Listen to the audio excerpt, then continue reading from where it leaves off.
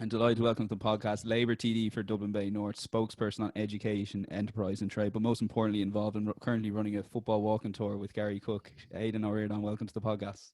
Hi, how's it going? You're gonna have to call me Aon, like crayon or spray on. That's how I always introduce myself. Yeah, it's pronounce it Aon. Aodhán. Yeah. Listen, really appreciate you coming on, as I said. Do you want to talk a little bit first to the listeners about kind of how big a role sport was growing up for yourself? Well, I grew up in a house with three older brothers and one little sister, and I actually grew up in a kind of an athletics house. That was the big interest with my dad and my older brothers. So football wasn't really a thing. A passing interest in Gaelic football and the Dubs, especially from my dad, but we weren't ever involved in a club or anything.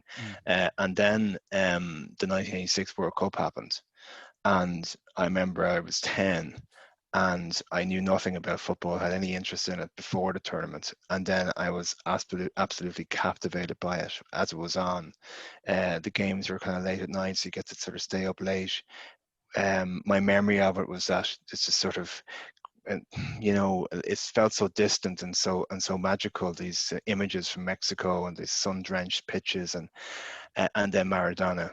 And it was all about Maradona and how amazing he was. He captivated everybody, and it was his World Cup. And I remember staying up and watching Argentina beat England 2-1, and the hand of God, and just being spellbound by that. And then the second goal, being absolutely taken over by elation, because everybody wanted England to lose at that point.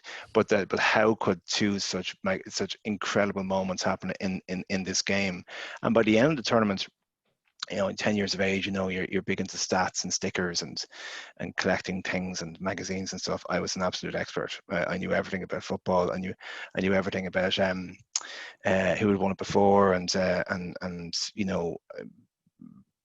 I began then to take a huge interest then in the Irish national side, and of course that was the perfect time to get interested in Irish soccer, because the Jack Charlton just taken over, and Ireland played Belgium in a qualifier away, and we drew 2-2, and that was the beginning of the sense that maybe we could replicate what I had seen on screens. With our own national side. I do have a vivid memory of the '86 All-Ireland final, and this is now in the era before remote controls, and having the sense that my dad wanted me to watch the All-Ireland final because it was Gaelic football. The soccer match on the other channel, it was Everton versus Manchester United, and I was a Manchester United fan, and whenever I heard him kind of coming, I'd jump up and change over to the All-Ireland final. But I really wanted to watch the glamorous, sort of fashionable, this game between Manchester United and Everton, which just seemed to be so much more entertaining, rather than this game which seemed so alien to me, which was Kerry versus Tyrone. It just didn't seem as exciting. And I remember that vividly. So going on from that, Dad saw this interest in soccer. He brought me to my first soccer game, which was Ireland-Brazil in '87. And then I think he tried to encourage me to support the Dubs, and we went to the 1988 Leinster final. And that was magic as well. And then the next Leinster final was '89 that we went, and that was Dublin won that one. So I kind of got hooked on both games myself, and then that interest grew. And talk a little bit then about that 1990 World Cup, because when you said 1986, like Ireland hadn't been to a World Cup, obviously, and then you picked up your interest at 10 years of age. I'm sure by then you'd have been 14 for the Italia 90. Well, I think for people to understand, like soccer in '86, we just had this sense as a country that the soccer team weren't ever any good, and the '80s were pretty grim. So high unemployment, high immigration. I had a brother who moved away. The Northern Ireland troubles were ongoing and pretty appalling. Ireland was very much a failed state, or felt like a failed state. Like, we won the Eurovision in 1987, and that was the biggest deal of the year almost, because it was such a positive thing to happen to Ireland. Now, I'm not trying to overplay it. Maybe people who are the same age as me would say that I'm wrong. I'm over egging it a bit, but it did feel as if there wasn't a huge amount to be positive about. There was all these referendums that were really divisive. We really felt like we were a country that everybody wanted to leave. And then qualifying for for the European Championships in '88 was huge. I remember they played the Scotland-Bulgaria game live on television, and Gary Mackay scored the winner with 3 minutes to go to qualifiers for the European Championships. And then this whole kind of sniffy attitudes towards soccer in the country kind of altered when we got to the European Championships and we beat England, and then nobody could be kind of look down their noses at soccer anymore. And for me as a 12-year-old, watching Ireland beat England, draw with the Soviet Union, get knocked out so unfortunately against the Dutch, and then to go through this World Cup qualifying campaign, was just mad. I just thought, this is magic. This is wonderful. I didn't get to go to a huge amount of games. I went to go a few friendlies, so that I mentioned the Brazil game. I got to go to a friendly against West Germany, against France.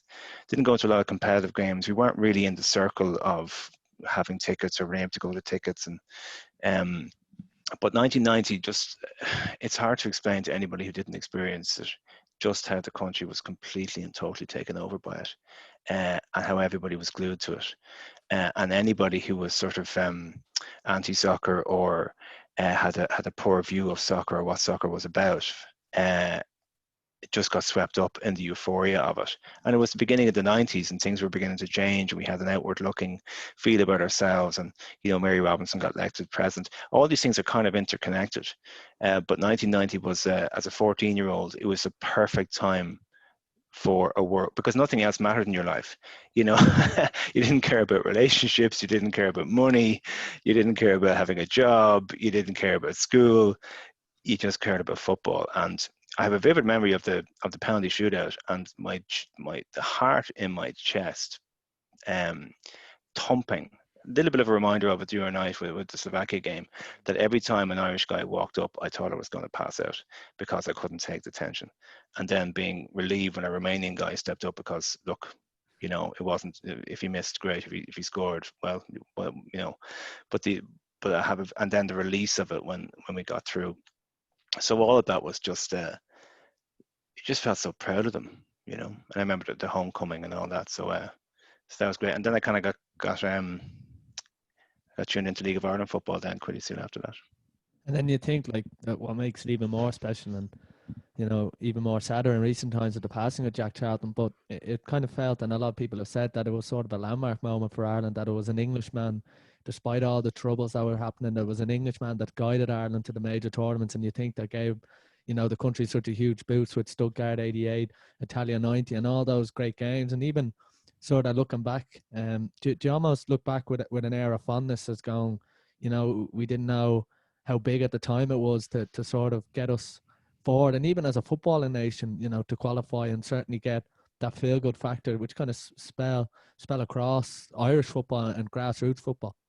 Well, it's funny because there's a statistic that came out this week. The last two games that Ireland have played have had a fully Irish-born 11s that started the game, and that hasn't happened since 1975. And the team that dined out in 1975 against Turkey was all Dubs. The only non-Dublin born player was Don Gibbons, and he grew up in Dublin. So it was very much a Dublin game. And what 1990 did, it gave it to the entire country. So everybody had an interest, and everybody was celebrating it and tuning into it and being part of it. And the Irish flag was something that was absolutely everywhere.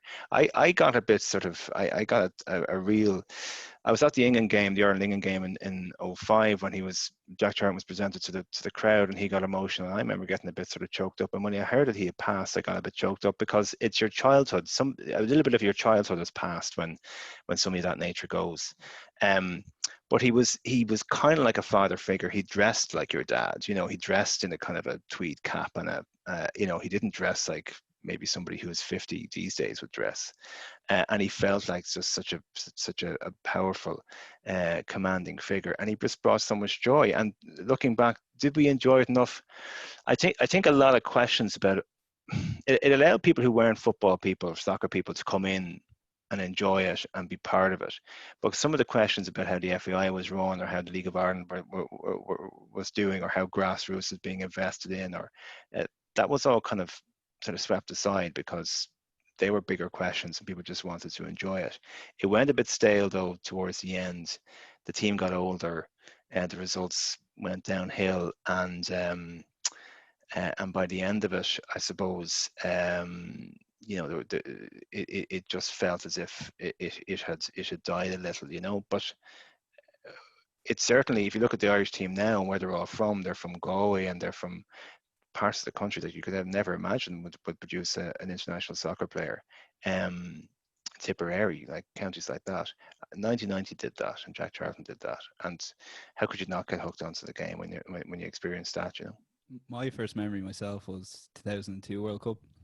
So I kind of just got into Arsenal, following Arsenal. So it was just like any other game, watching it. And we went to watch it in a pub in Cork at about 7 a.m. With my dad, and I couldn't get over. So Ireland scored, and the scenes around me were like disgraceful. Like what people were like celebrating. It was an equaliser against Cameroon, and I didn't really get it because I'd kind of come from just watching, I'd gone to a couple of Dublin GAA games and watched the odd sport, but this meant a lot more. And I guess it's the Irish public's relationship with the Irish team. Like no matter how badly we're doing, we'll always tune in, and a World Cup is everything. And 2002 for me anyway was that for me, like. Yeah, sorry for cutting, but I remember the first game I went to was 87, and like we're not, I had to learn these behaviors. Like I remember the 87 game. It was my first. I didn't know what it was like to go to a football match. I had no experience of it. Getting your seats, sitting up in the stand. There was two older guys beside us, elderly, who talked through the entire game like it was the World Cup final. And I remember anyway Liam Brady scoring in the first half. This is Ireland versus Brazil now. They'd just come back from the 86 World Cup, and we were a side that never qualified for anything. Anyway, the goal goes in, I remember, and then everybody stood up. And I was still sitting because I didn't realize you had to stand up or were supposed to stand up when you scored. And I turned to my dad, who was Mr. I explained earlier, like he would prefer me to watch maybe Gaelic football than soccer. Not that he'd be, offended by it, but I just was keen for me to have an interest in the national game. I turned, and he was standing up. And you kind of do, you learn these behaviors as time goes by. But I suppose the wonderful thing about football in particular, and also in Gaelic football, is that massive release when a goal goes in at a critical time. Just this incredible explosion within your body of a release of tension or nerves or whatever. I think you have to almost experience, a long period of misery for that moment to actually mean something to you, and it can be years of pent-up frustration. I remember Vinnie Murphy's goal in the 89 Leinster final, and I just exploded out of my seat. So yeah, it's a funny thing that we all crave. It's just that one moment of absolute ecstasy, and then of course, as soon as the goal settled down after it, all the worry starts again as to if you can hold on to it or if that's going to be the key score. And then we'll touch on Dublin GAA in a minute, but you mentioned League of Ireland and just supporting that. Like not a lot of Irish kids growing up would have got into the League of Ireland, as in the Premier League was there. What kind of attracted you to support? Well, yeah, I had a club as well. Yeah, I had a cousin who was big into Pats, and I just kind of made a logical decision as a 15-year-old. Why am I supporting a team from Manchester? Like, I'm from Dublin. And maybe there was an influence of going to Dublin matches with my dad and supporting the side where you're from, and being from Dublin, and that identity was important. Why would I put all my energies into a side from Manchester? Logically, it didn't make any sense to me, and there was nothing kind of special or different about it. So my cousin was into Pats, and he was really into it, and I used to went to a few games with him, and then I said, well, I should support a Northside side, and both were the obvious ones. And I went to my first game in '91, and then the '92 season, '92 season, I went to a few games, and they won the FAI Cup, and that was a big deal. And then the next season was an incredible roller coaster ride of three teams battling it out for the league title: Shells, Bowes and Cork, and finished on level points, and went to a three-way playoff between the three teams, and then everything finished level again and went to a once-off game between each side. We got totally robbed, by the way, because the neutral venue for the Cork game was Turner's Cross. Wait, so it's a three-way playoff? I hadn't heard of this. Oh, well, now come here, I'll tell you a story. Yeah, so anyway, League of Ireland in those days, they didn't decide them on goal difference. So Bowes finished top of the league in '93, but there was nothing in the rule book that said you could win on goal difference. And I began to sell programs at the games at this stage, so I was big into it. I went to all the games, all the whole games. I was selling programs. Still have them all. And my cousin Des had programs and Pat, so I had this big program collection, and you're hearing stories and reading the articles within the programs about older teams, and you're learning about names of players that played for Bows back in the day. And anyway, 3 teams finished on level points. So Bows, Shells and Cork went into a 3-way playoff, home and away. And the games were really well attended. There was really well attended games, and the final one was Bows versus Shells and Talca. There was 10,000 people at it, and anyway, finished as always seemed to happen in those days when there was a big game with a lot of attention on it. It finished 0-0 and was pretty dull, and all 3 teams finished exactly the same points again. So it went into 3 neutral venue one-off games. Wow. In the RDS and Turner's Cross. Cork complained that they didn't want to come all the way to Dublin for a neutral venue, and Cork won the league. And at that stage, it was the sense of injustice and the sense of being robbed that kept you, really into it. It's a bit like the Dubs. All that sense of misery and loss and tragedy. I mean, the 91 sequence, Dublin versus Meath. I'm hand on heart still not over it, and I don't think I ever will, because I've never been so invested in a tie in my life between two teams that were so polar opposites. The Dubs were swagger and city, Meath were brawn and country, and they just went at it for 4 games, and I was at the first 3, and the last one I was in the Gaeltacht in Connemara. I watched on television. And I've never had such a collapse of when the goal on the point went in. I still struggle to talk about it. I've never had such a physical reaction to something happening. I was absolutely gobsmacked. I can still get I can still now. It's happening to me now. I can still get the sense of how I felt at the time, completely and utterly. I know it's sport, and but just completely dumbfounded and devastated. And the thing about Gaelic football is that's it for a year. That's it. Your only chance. So that kind of thing between Bows losing out in the league and the Dubs going through, getting to All Ireland semi-finals and finals and losing them, the misery kind of kept me hooked. And it's all part of the tale of being a football fan or a sports fan. I think, I look back in Italia 90, I wish I was alive for that, but the Dublin Meath, because I think before I got proper into football, I was a Dublin GAA fan, and Dublin Meath rivalry was kind of tailing off towards the end, or I would have loved to have been part of that 4 games in a row saga. What was that like for listeners like myself that didn't quite experience it? Man, I've seen that goal and point that you're talking about, but that's pretty much all I've seen in the match. Oh Lord. Well, I suppose for context, being you had this image or the sense in your head that Dublin had a kind of a right to be involved at the business end of every championship, right? So you had a knowledge of the 70s. I remember 83 a little bit. I remember us winning the All Ireland in 83 a little bit, getting to All Ireland finals in 84 and 85. So the idea that Meath would win the Leinster Championship and knock Dublin out in 86 was a bit of a shock. And then 87, and then 88 was at that final, Leinster final, and 3 points down last minute of the game, Charlie Rabbit knocked over the bar, and I just looked at my dad and went, what was that? And I have myself and brother and my dad walked back to the car kind of in silence, and then we kind of began chatting to each other. I remember thinking, here's the 3 of us, I'm 12, my older brother's 14, my dad's whatever 50 something, and the 3 of us are total equals in our discussion here about this game that's just happened, and why the penalty went over the bar.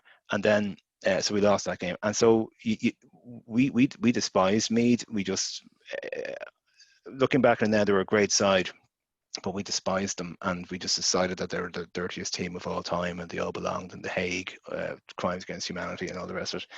And so when 91 came along, Dublin had, this is our first round of championship, first time ever that it wasn't seeded, and this is knockout. This is no second chance stuff.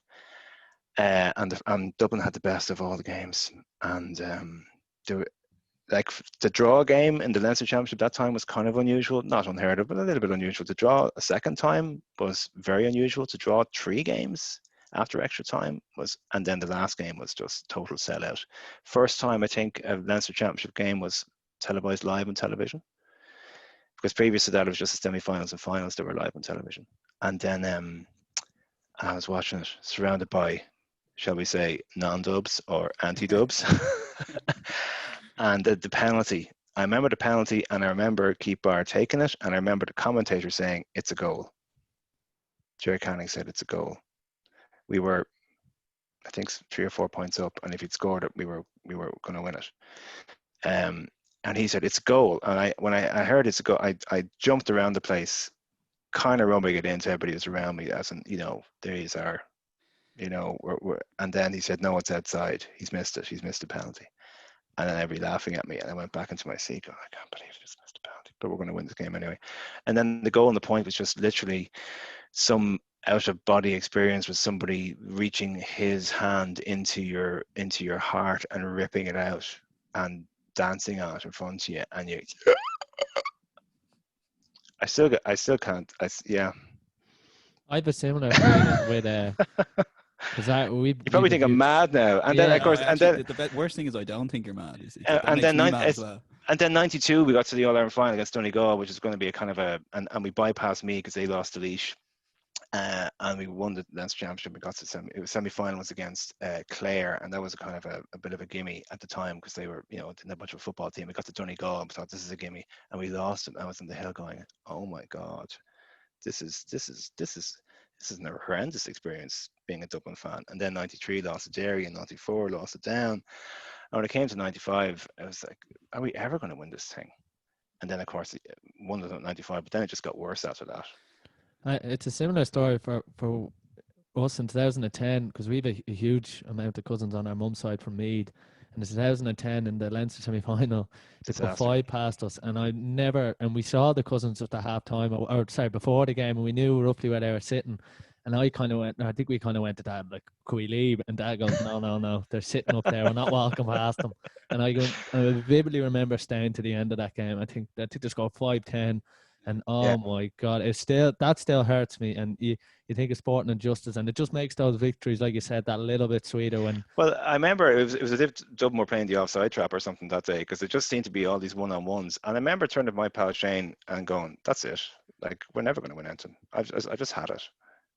We're after shifting 5 goals against Meath in the Leinster semi-final. Good luck. We're going nowhere fast." And that was after being hammered by Tyrone and Meath. Tyrone and Kerry in the 2 previous years. But Pat Gilroy knew what he was doing, and it's been pretty great since then. It's mad because we were building up in the early 2000s to an All-Ireland win. So I was born in 94, the All-Ireland was 95, so I didn't count that in my All-Irelands. And I started properly into in 2001. So those 10 years, I think 06 Mayo, 07 Kerry, 08 Tyrone, 09 Kerry, 10 Cork, I can remember them like that. And it was actually 10, that Meath game was probably the lowest point because Dublin were booed off at the end, and it's not really a GA thing to be booed off certain sections of the fan. I won't say if our dad was booing as well, but it's almost the makings of that Dublin team and the qualifying route, and then almost beating Cork, or should have beaten Cork that day. And then I have I have all these memories. I keep the programs. And I do flick through them, because if it's a wet day, the program, will be kind of, damaged, or I have the stub of the ticket that we would have had on the day as well in the program. So I kind of remember where I was sitting, and it kind of reinforces in my mind that the 06 one against Mayo was an incredible experience. Just right from the off, because the Dubs came out second to Mayo, and Mayo went down to the hill to warm up, and the place went ape. And then Paul Clark went out to put out the cones, and I think there was 2 Americans who were 2 doors down from me who were going, "Why is everybody going crazy?" And Paul Clark came out to put out the training cones, the warm up cones, and he put them out down by the hill, so everybody knew that the Dubs were going to run down to the hill. And everybody around me is absolutely losing their minds. And these two Americans, what is going on? The atmosphere was crazy. And then to lose it after being 7 points up, Jesus, Mary and Joseph, I don't know. I don't know. There you go. So I feel sorry for 12 and 13-year-old Dub fans who think that this is going to happen. That they've won 5 in a row, and this is the way it is. It isn't. I think you have to really have been through the chaos years. And Neil Cotter actually wrote a brilliant book about the chaos years from 80 or 95 to 2010, when Dublin couldn't get it going. And it's a really interesting insight into how the mentality had to change. But being a Dublin GAA fan, you always feel like you're a little bit against the world, it's just against the world. So at this point, it's a really strange feeling for a sports fan when your team actually does everything that you could possibly ever dream them to achieve. They've just done it.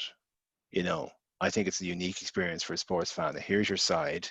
Here's the team that you've supported since you were a child. Here's the team that means a lot to you and your family. And they've just proven to everybody that they are the greatest, and they've just won 5 in a row, and you're here witnessing it.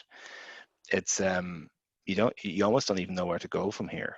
Yeah, is it weird that I kind of miss those barren runs of how I grew up? Because I used to because we whatever about the Meath cousins, we Kerry cousins on the other side as well. And I used to always look at that roll of honour, and Kerry were like 13 ahead of Dublin, and then 14. It just kept going up, and we didn't even get to an All-Ireland final, and it was the most frustrating thing. And then when we won in 2011, it was just like I couldn't believe it. Well, I remember the goal going in, and I've spoken to Mickey Whelan about this because he was a selector, and I'm convinced that the Hogan stand moved, that it shifted. In shock. It just kind of in celebration, because you see we were 4 points down. When a goal goes in at a different stage in the game, you know what it's like. It's like there's very different emotions around it. It's different to get a goal when it's rubbing it in, or a comeback goal is the best goal to get. It's like it's a whiff of something happening, and we're 4 points down. The game was going away from us. I think we're 7 minutes to go, and the goal goes in, and it's like, oh, hold on now, and the stadium smelled something. And once it went in, the nature of it, of course, as well, because it was a good goal, the build up to it, you could smell it coming. It's different from a lob ball into the square and somebody punches it to the net, bit of a surprise.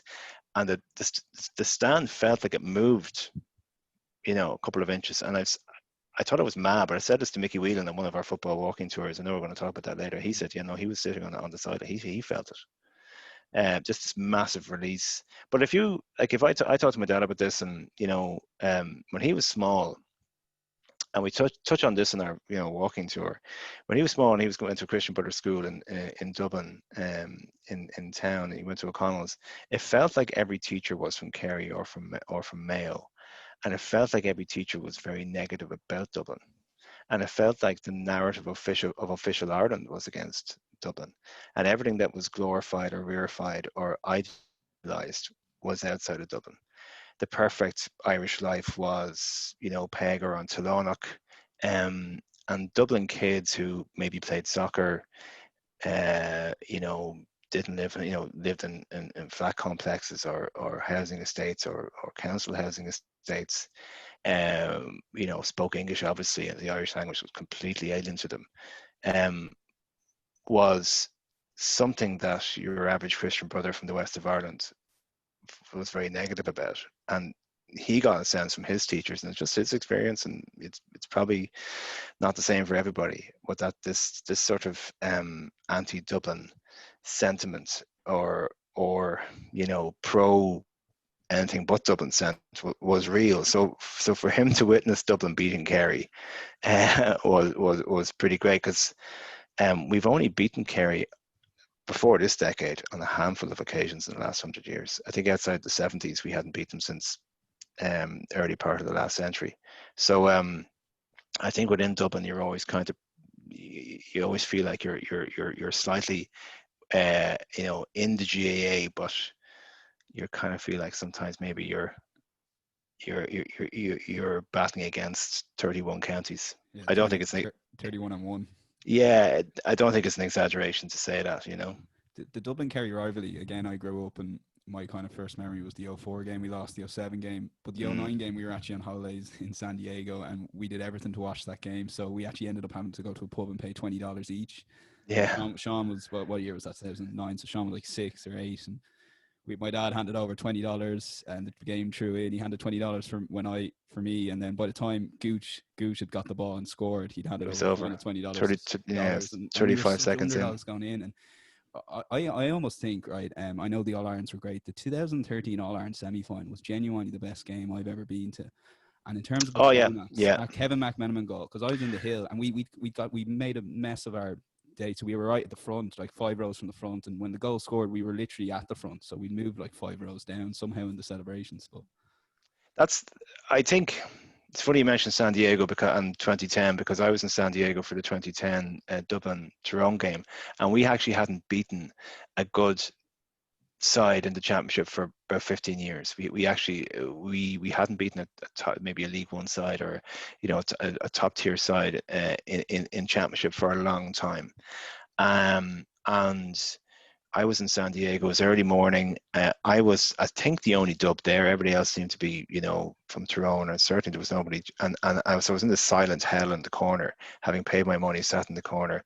I remember the ball, Paul Flynn's effort hitting off the post and coming down to O'Gara. I had no idea who I'd never heard of him before. I think he was like a fringe player. Saw him in the O'Byrne Cup. What's he doing on the pitch? And I hit the net. And of course I exploded out of my seat and kind of identified myself to everybody. But that was the moment, because we'd finally beaten a big side, knocked them out of the championship, beaten Tyrone in 2010 was, I think, as a mental breakthrough, was huge. And then you mentioned we went on and had a good performance against Cork. But yeah, that goal against Kerry, we were level at that point. I remember where I was, and that is probably one of my best memories of that goal going in, because it was kind of unexpected. It was the way he approached, you thought, and then it nestled in the back of the net, and because it was such a topsy-turvy game, having given away 3 goals in the first half, you knew we had them. I just knew we had them, because we always lost those games, those tight games. We always lost them. Good performance, almost there. We never got that type of score, and then we did, and you knew that Kerry had nothing left. That was a standout game for me as well. Yeah. God, you're bringing back some good memories here now. Sorry for. Yeah. No, it's good stuff. And I guess I wanted to kind of ask you. I had this kind of plan anyway to ask you in terms of, we've obviously won the 5 in a row in the last 5 years. Do you get bored of the winning at all, or is there a sense that you always go back to do you have to force yourself to go back to those memories in the 90s and realize that these are the good times and we got to enjoy them? Well, I get quite defensive about the side and who they are and what they represent as people.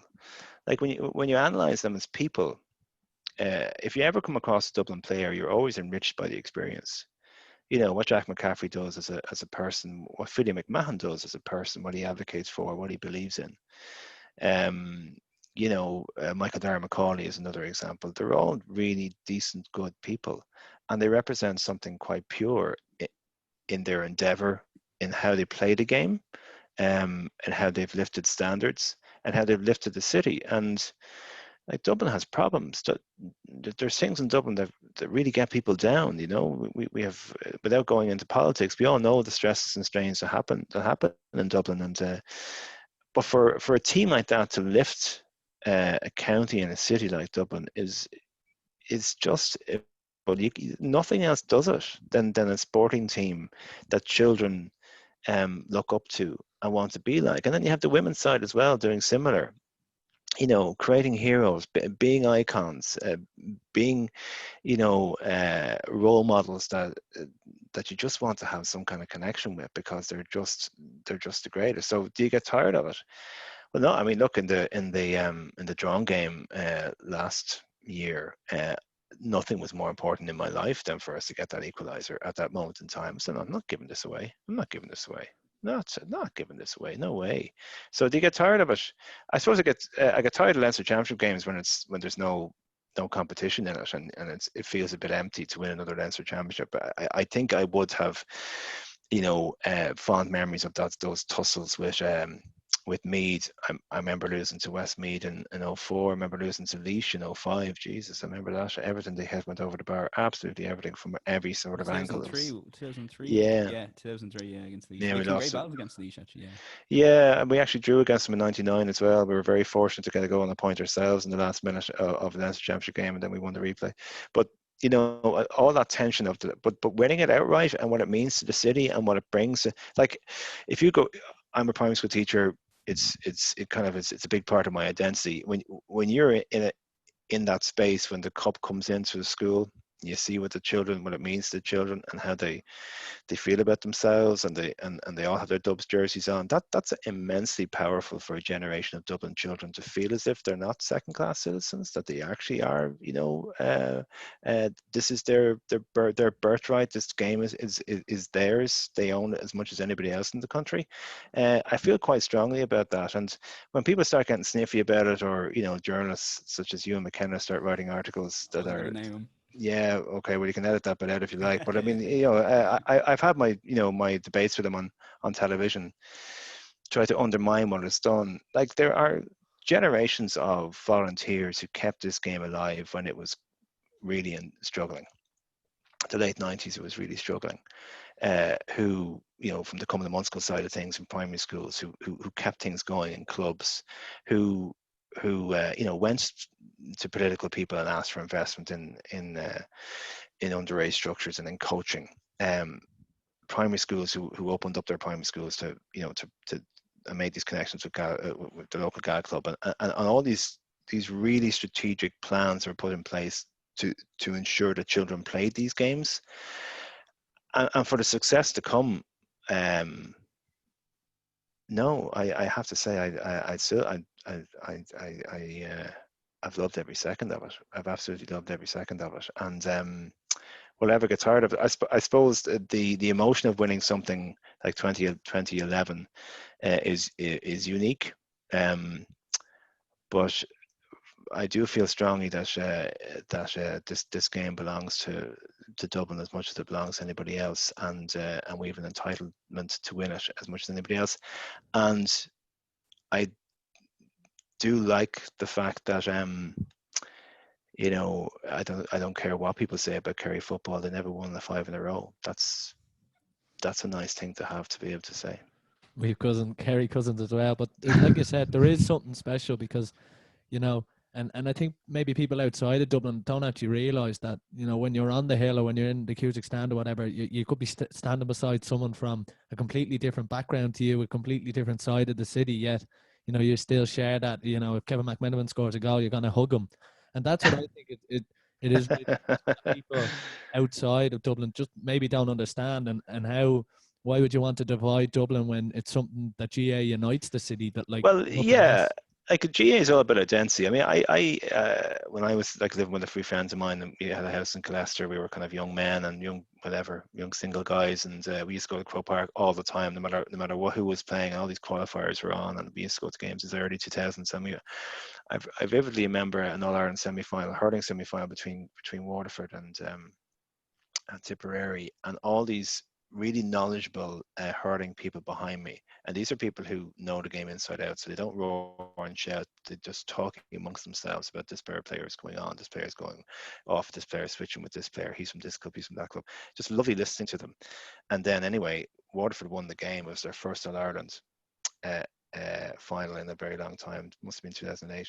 And I turned around, and one of them was really upset. He was 60s, really upset that Waterford had done it. So, identity is hugely important to people, and Dublin's identity is important, and that you would diminish that because, of whatever. I mean, it's like me saying to Meath and Westmeath, why don't you just combine, and then you'd be better? Because people don't want to play for a combined Westmeath team. They want to play for where they're from. So, I think Dublin have also offered a template to other counties how to succeed. There's, it doesn't cost money to teach kids how to play off both feet, but there's also something to learn there from how. I mean, I was at a presentation given by the Dublin statistician Ray Boyne, who said that one of the things that Pat Gilroy did was to strip down the individuality of the players. This idea of celebrating to the fans, clapping the fans, waving to fans, even if you missed, to grimace to yourself, that all had to go because it's selfish. And they had to sort of systematically strip the individuality out of players to make them, because everybody says, "Oh, we're all part of a team and we're all this." Everybody says that, but it's not everybody absolutely believes it. So to such a degree that you score a goal, you reset. I mean, look at Conor Callaghan scores a goal, first All-Ireland final, 2017. Ball hits the net, he's looking for his position. He's not gesturing, he's not waving to the crowd. And there's, you take on a score, it goes wide, hits the post. You don't put your head to your hands. You reset. Where's my position? And that is a template for how the Dubs and their swagger and all that really had to be diminished from them and stripped from them and deleted from them until they became a genuine team of genuine honest men, and it's replicated in the women's team as well. Yeah, you mentioned the women's team there. You're involved with Scoil Uí Chonaill in terms of that would be your club at the moment. Tell us about that and the local community there in Scoil Uí Chonaill. Well, I taught in Sheriff Street for 11 years, and I took on the Gaelic football team there. They never had a Gaelic football team before, and they're just very close to Croke Park, and it's a big soccer area. But I took on the Gaelic football side, and I took on the soccer side, and the Coming to Munster was so well organised that if we got to a final, we played in Croke Park. And I remember approaching Sean McCaig, the GAA president, at a function as a young teacher, and I said, "Listen, I'm starting up this Gaelic football team in a school in Sheriff Street. I could do with some help." And he said, "What do you need?" And I said, I'd love a set of gear." And he said, "What colour?" And the next week he arrived down, no fanfare, with a bag of this beautiful green and white gear from Lawrence O'Toole's, because Lawrence O'Toole's club that's now out in Airfield used to be in Sheriff Street. So then we had such success. It began making connections with Scoil Uí Chonaill, which is interesting. It's not a parish club. It's kind of almost unique in Dublin. It's not a parish club. It's not connected with the local areas, connected with O'Connell schools. It would have been a kind of a school, a club set up for current pupils and past pupils of O'Connell's. But it's branched out now. It's knitted into the local community a little bit. And there's a girls section, which has been, they really embraced girls football early on. And of course, girls from my school would have gone down there. And after I left school as a teacher and went into politics full time, I really, really missed taking a side and being part of that whole thing of training a team and being on the sideline and knowing all their names and going on that little adventure with them. Because politics is quite adversarial. It can be quite negative. It's quite it can be a difficult space to work in. And there's no matter what you do in politics, people kind of question your motives. You can't go for a cup of coffee sometimes. Only people think it's a big political statement that you're making.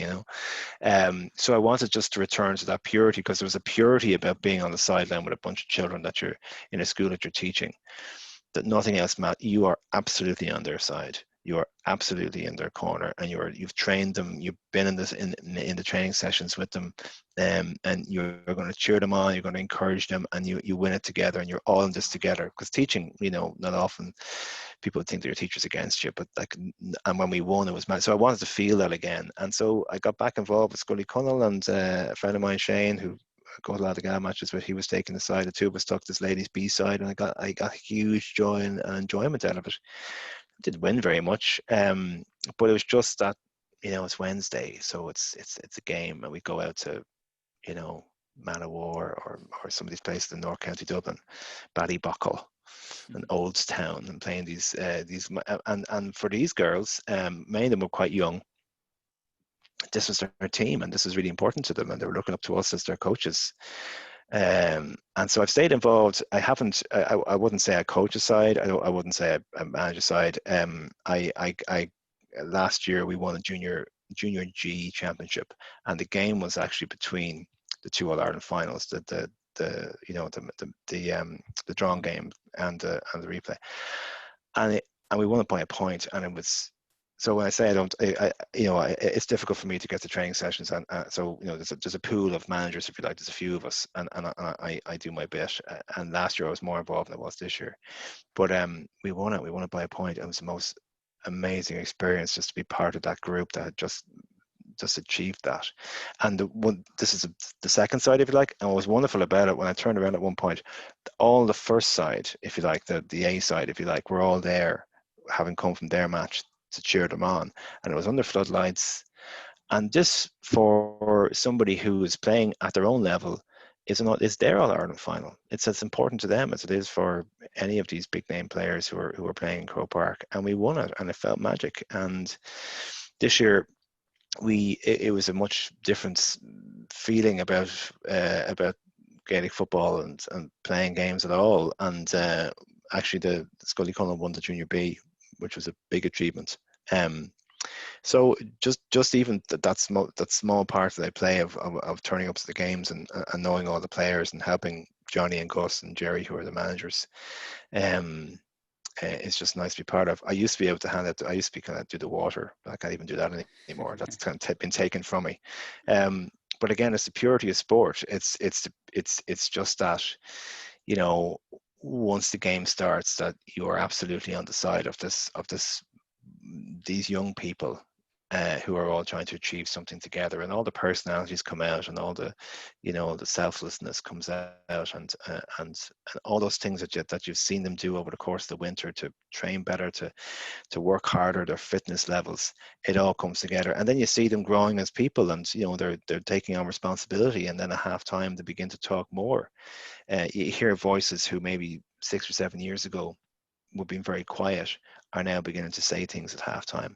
And some of them are getting, representative honours. We've one player, Hannah Lee, who's on the Dublin panel, and other players as well. But just to see them grow as human beings is really what you want to be involved in for. So, I think it's my biggest regret, actually, as a child, that I didn't stick with it. I had no talent at all, and it wasn't hard to give up because I wasn't very good. And I know what it's like to be the child on the sideline, not picked. It's a pretty humiliating place to be. I know what that feels like. So I didn't have the experience of being 15, 16, 17 as part of a team in a club, having a side that was mine, achieving that junior G level. That I didn't have that. And it's one of my big regrets of at this stage I'm 44. I'm never going to play for any side that isn't football. Yeah, I'm never going to play that. But you know what I mean. But I think if I was to make one change, I think of my youth, it would maybe just stick with a team that was playing at my level, that I would have enjoyed, but purely just for the friends and for the camaraderie of it. But maybe having missed out on that, when I became a teacher, I was so keen that other children would experience it. So maybe all these things happen for a reason. Yeah, absolutely. Like our club, Geraldine Moran's, recently started a girls section over the last couple of years, and it's amazing to see, like, the senior team would be training beside them, and then they would just finish as we left. But I think COVID in particular really kind of drew home to me how big a place sport has, like, and the GA club in particular. Like, we're a small enough club, so we'd be AFL 6, Division 6, and when we got to like a final last year, the crowds, that were from these, girls and boys, that, young crowds, mum and dads bringing their kids along, like, that's it. That's nearly more important than winning, in a way, where the club involvement, you're part of something, and it's almost like everyone's on the same side there, Oh yeah, I mean, when we were in school, like, I was in a disadvantaged area, and people have preconceived ideas about disadvantaged areas, but it can be difficult if your experience at school has been so negative. And if your experience at school has been, maybe getting a clip behind your ear, or certainly, I talked about, my dad's experience of maybe feeling that this wasn't for you. And if you're an early school leaver, that coming back into the school building that you were yourself can be something a little bit daunting.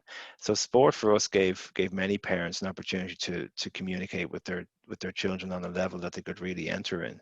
And all the dads would come to the games and they cheer on their daughters and taught them about the football, and it was just so powerful. And now, if you look at soccer or GAA, the power it has to bring people together, the power it has for gender equality, for diversity, you know, asking questions about society, you know, the LGBT rights, you know, various different social structures within society. Sport is so powerful. It depresses me sometimes how it can be just dismissed as a luxury or something that shouldn't be at the core of political discussion or societal discussion, because there is no social ill and there is no social problem that sport isn't doing something to address.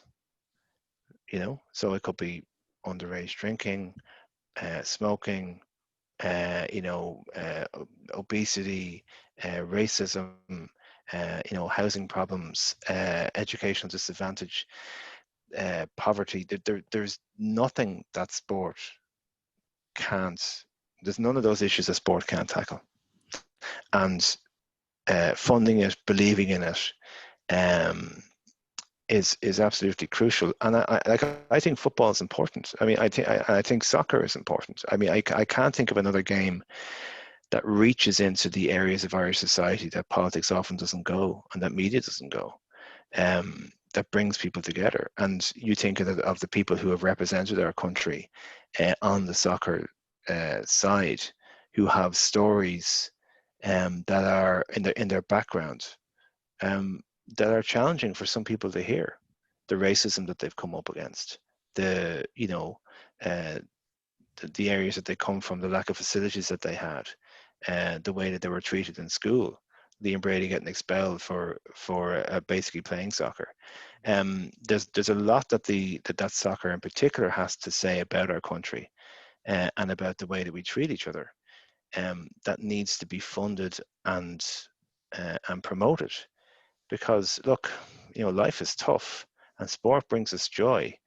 It brings us a lot of misery as well, obviously, but it brings us joy. So to sort of nobody would ever say that music isn't important or poetry isn't important or paint, you know, or great works of art or sculptors aren't important. You know, I don't believe it's only just sport, or it's only just football. How can you have something that gets so many people so excited so often and just dismiss it as it's only football? You're representing something. You're representing an entity, a people, a collective, and you know, and you're doing it together. And yeah, it's about kicking the ball around the pitch, but it's more than that. So we were taking these children in school, that we were able to look at them in the eye and say, look what you've done. Look at the day out. I remember saying this. We're in Croke Park, and they have sometimes have a negative view of themselves because media, you know, does a lot to tell children from disadvantaged areas that they're not good enough. I know it's subtle, but it's there. They only ever hear their accents when they're being depicted as being, you know, stupid or untrustworthy. And there comes a stage where in disadvantaged areas, young people become wary of how they're depicted, and they become wary of their accents, and they become wary of their address and saying where they're from. So to say to a bunch of 12-year-old girls or 13-year-old girls, you know, in the dressing room in Croke Park, you know, where we were, you know, and we always got them the best of gear, to say, look what you've done.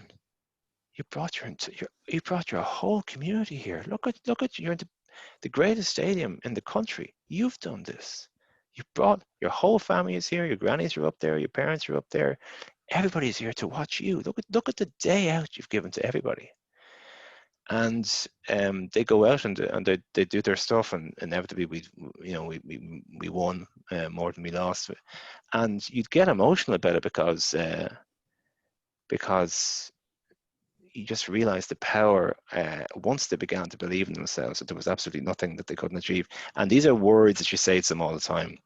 You know, it's like a mantra you say to them all the time. There's nothing you can't achieve. But then it's just proven to them in a sporting way. And we played this Southside Scoil in a final in 2002, and it was on the 6-1 News. And we walked away with it, and I got them these black tracksuit tops, and we ran out on the pitch, and we did our formation, we did our stretching, and we ran over and back in these black tracksuit tops. And I remember looking over at their teacher who was looking at our girls warming up and thought this game is over, because he just knows that this crowd are serious. And the ball was like, it was over half time. But so the emotion of that saying to those children that look what you've done. It's not just a bunch of girls kicking the ball. It's much, much greater than that, And I think, like, even if you look at the Irish national men's football team, you've got Jack Byrne from the foothills of Croke Park, and you've got Troy Parrott, from the north inner city as well. And I think, football and like you mentioned in your walking tours you do, I think that the what makes Dublin so special is that sort of pocket of Dublin and the north inner city. You've got Croke Park, and that walk you do towards Dalymount. There's just so much history and sport to it. Yeah, well, this was a kind of a COVID pandemic idea myself and Gary Cook had, but I've always been fascinated by the idea that Croke Park really is an alien spaceship in a soccer area, because it never really knitted with the local community, and even big nationalists and Republicans like Todd Andrews or Brendan Behan or Oscar Trainers weren't GAA people; they were soccer people. Brendan Behan in particular was a soccer player, no injury, and he grew up right beside the ground. And then, as you mentioned, this isn't just. I mean, Paddy Moore was a guy who played in the 30s. He scored 4 World Cup goals, once against Belgium in the World Cup qualifier in 34. Curtis Fleming is from just up Tucker Road there. You mentioned Jack Byrne. You've got Wes Houlihan's from the far side of the stadium in Portland Row, where my granny is from. You've got Stephen Elliott. You have Olivia O'Toole and Michelle Kane from the North Wall. You mentioned Troy Parrott's there. There's a guy who grew up on Jones's Road called Tom Farquharson. It's an interesting name, but anyway, he grew up on Jones's Road, basically where the Hogan stand is now, who was involved in the War of Independence and was banished to Wales, and he actually became the first Irish goalkeeper to win an FA Cup medal in 1927 for Cardiff, but always had a gun in his kit bag in case his past came up to haunt him as he was in England, and was selected for the IFA side in 1931, because the IFA still selected players from the entire island up until the 50s, and he refused to play for them because he said they weren't the legitimate Ireland. Like these, and a former manager of Barcelona, Patrick O'Connell, was from Fitzroy Avenue, which is, this house looks, I mean, it is literally a stone's throw from the Hogan stand. He was a former Manchester United captain and manager of Barcelona.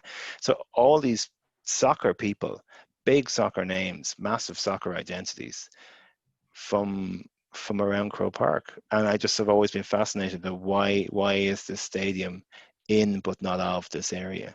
And that's what we do in our walking tour. We start off talking about the ground before it was owned by the GAA. We go down Richmond Road, where Tom Clark lived as one of the 1916 Rising proclamation signatories, down to Stella Maris, down to Talca Park, and tell all these stories. And then we tell the story of how the Archbishop of Dublin once tried to cancel an Ireland game in the 50s. And when you think about it, the All-Ireland final the ball used to be thrown in by the Archbishop of Cashel, and meanwhile the Archbishop of Dublin's trying to cancel a soccer match between Ireland and Yugoslavia.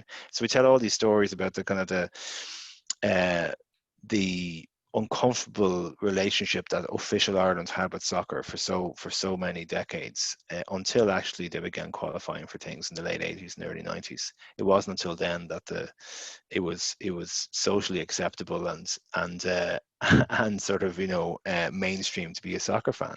But if I know I'm going on a bit, but like Con Martin was somebody who won a Dublin county medal in 1941 for Dublin, a Leinster Championship medal, and he was discovered that he was playing soccer and was banned, didn't get his medal till 1971, and he went on and played for Ireland and scored for Ireland against England in Culloden Park, one of the first non-British side to beat England at home, but he wasn't Irish enough to get his medal. And this was only changed when a former army officer called Tom Wolfe, who was an administrator in the GAA, who realised that he was serving in the Irish Army with all these soccer guys, but yet their Irishness was being diminished because they played soccer, or the view of the GAA was that they weren't as Irish because they played soccer, and he would have launched a campaign. The ban was finally finally got rid of in 1971. So we tell all that story, and those attitudes, though, I think are still there, you know, to a much lesser degree, because people of your generation play both codes, and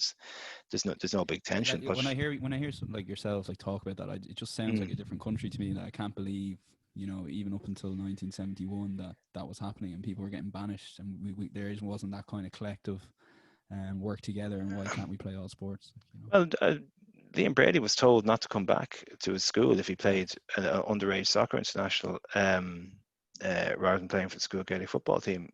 Still now, if you think about the Irish education system, every primary school has a Gaelic football team, or the vast majority. I wouldn't say the same about soccer. It still doesn't really knit in well with the Irish education system. You can think of a load of rugby schools. You can think of a load of Gaelic schools. It's not as common to think of a school being a soccer school. And I'd still imagine there's quite a few Irish soccer internationals who could say that the game wasn't played in the school they attended, either primary or secondary level. I never thought of it like that. There isn't that many, you know, at school known as a soccer school. You know, But think about it. It doesn't marry in. And now, why is that? There's lots of reasons for that. You can put blame on lots of different sides, and certainly, but that's one of the things I'm trying to do, you know, cross party in the Oireachtas, is to talk to the minister about how we can do what Stephen Elliott has done in the north of England, is to make soccer part of the curriculum, part of the timetable of young players. You can't become a good footballer if you're just doing it on Tuesday nights and Thursday nights and the weekend. It's just impossible. You go down to something like, you know, these second level schools in Kilkenny, where it's, you know, hurling is everything. There's a balance to be struck, but it's oil and water, and it is still remarkable that you could probably pick through the Irish soccer team side, the senior men's side, and ask the lads in that squad, how many of you, the Irish-born lads, how many of you actually played soccer at primary and second level in the school that you attended? I'd say half of them wouldn't put their hands up. It's a kind of like an indictment, I guess. Yeah, so I actually saw a story, a guy called Enda Minogue, who's an underage goalkeeper, I think, with Bray, and he put up tweets at the end of last year, and he was in his sixth year, about a really traditional Gaelic school, and trying to him having a dialogue with the principal about getting the football team, and we'll put the tweets in the description. And, you know, he was shot down basically and told to paddle his own canoe. And you do, you know, sort of when you think about Irish football and even the national team now, and thinking, why aren't we doing it? And it just falls back to grassroots and some of the stuff the FAI and just everything, and maybe just the culture and those little small things and about developing. Yeah, but I believe that the GAA have thought this through so well. They knew 40 years ago that the Christian Brothers, who had always held the game together in places like Dublin, were dying off, and they had to be replaced. And they approached Bertie Ahern, who was the finance minister in the early 90s. John Bailey did, and said, we need a funds to replace these Christian Brothers, or this layer of coaching that we used to depend on. And they found a fund. I think it's in Neil Cotter's book. I think it was $1 million a year for the underage development structures of Gaelic games in Dublin. And so that's where the Gaelic Games development officers came from. They thought about it, they saw a problem, and they addressed it.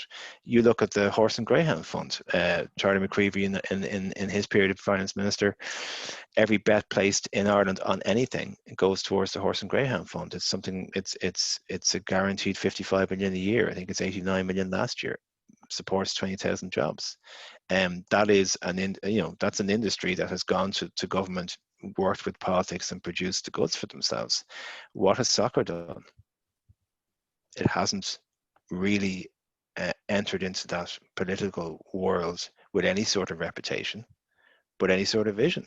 Well, I was sorry, the point of this, the last point I make, I was at Shane Ross's meeting in the Mansion House. This is whenever, what was it, a year and a half ago? And it was about, the crisis in the game and how we could move on. And there was about 300 people in the room. There's about 4 women.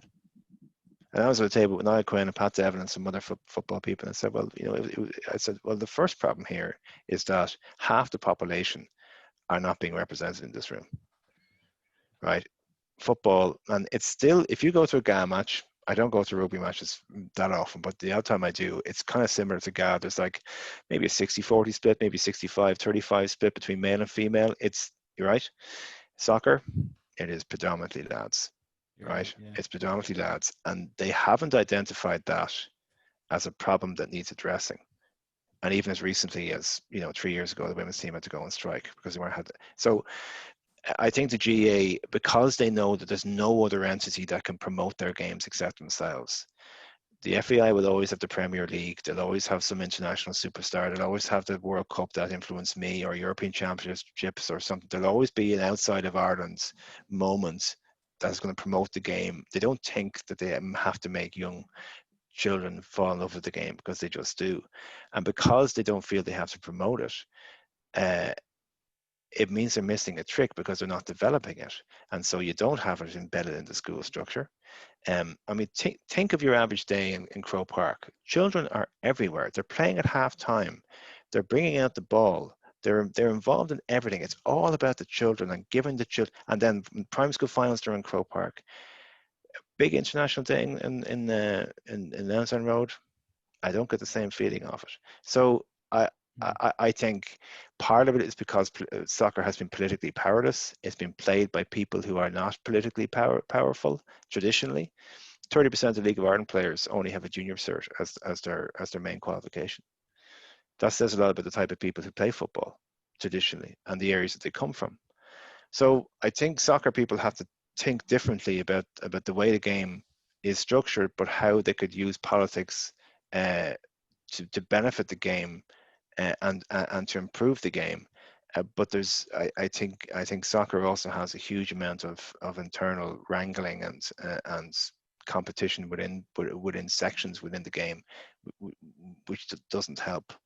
Yeah, one final point on this. I actually agree fully. I'd be a horse racing fan myself, but I couldn't believe when a couple of years ago I found out that they get 100% of that levy on bets. Yeah, no nobody matter knows what it. sport it's. Yeah, if it's bet on So, football, for yeah. example, Yeah. and I think that's getting very close to 50. I'm actually not sure of the figures myself, but it's very close between horse racing and football, particularly now amongst younger people. And you know that money's gone into horse racing as opposed to. The majority of bets are actually bet on football, but all of it Yeah. goes into the horse and greyhound fund. Yeah. Now, look, people will say the industry is very No, it important in does. certain parts of the country, and as I said, employs 20,000 people. But I'd imagine if you gave 80 million to any sporting organisation, they'd probably end up, being very important. Think of hockey, think of gymnastics, think of athletics, think of all these sports that need support. But they made the case and they got the funding, so you can't argue with the case that they made. But I think it needs to be constantly challenged and constantly has to justify itself, because that's a lot of money. And not everybody's aware of the fact that that's where the money goes. And most of that money, by the way, goes on prize money. And I'll say something that you can edit out if you like, but a lot of that money is won by people who aren't tax resident in the state.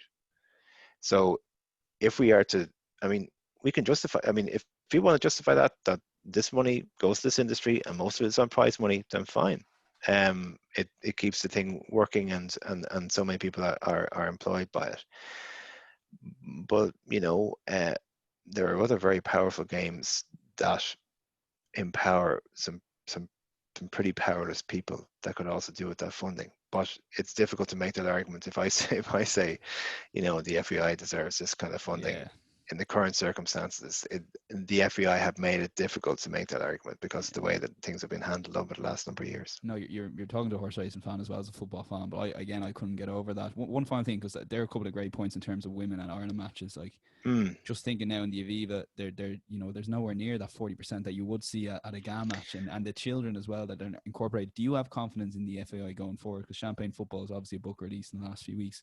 And some of the stuff in it, I'm not sure you had a chance to read it, is absolutely crazy. Yeah. It's mind. It's actually, I couldn't believe some of the stuff, and it's that running of the FAI over the last 20 years is going to leave us way behind in terms of developing young players. But what can we do, and what can the FAI do to try and address those couple of imbalances over the years? I go to away Ireland matches. I enjoy them. Some of the greatest moments of my football experience has been at away Ireland games. But there's kind of, I remember being critical of John Delaney after the European Championships in 2012 because he seemed to buy into this culture of us all being at a party rather than being serious about trying to win an international sporting competition. So he bought into this idea, so he could try to get the fans on side, and there was an awful lot of drink being provided for fans, and it was a bit of a party. But this is a serious international sporting competition, and so it became, for me, I came back from that tournament and I wrote a blog about it, and I remember kind of regretting it because it felt like something that I possibly would alienate a lot of women from that, possibly, and maybe I'm being maybe I'm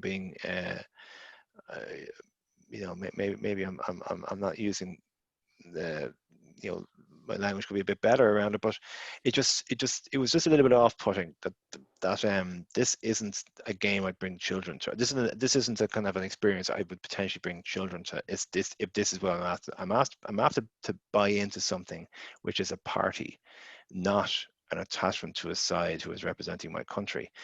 And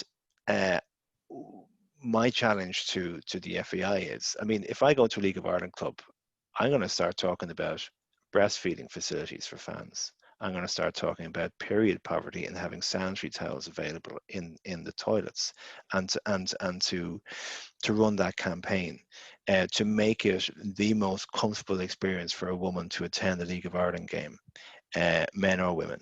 League of Ireland, Men's League of Ireland, Women's League of Ireland, and I would hope that a lot of the people in that sphere would go, that's an excellent idea. That's something that we have to encourage. But that's the sort of conversations that need to be having. And that's the conversations they're having in the UK about how do we make this experience better for everybody? Because you bring a woman into a situation, it's a bit like if you want to change the world in an impoverished country, you give a girl a book. You have a literate girl. A literate girl will empower her family, will empower her entire village, and in turn empower her country. Women have this power to lift everything, and they have been not utilized and have been alienated from this game. And if the matchday experience at Lansdowne Road is predominantly male, and if the council or the executive of the FAI has been predominantly male, well, that leads to a culture which is very male, slightly macho, slightly boorish, and not forward thinking. And that has been, I think, the greatest failing.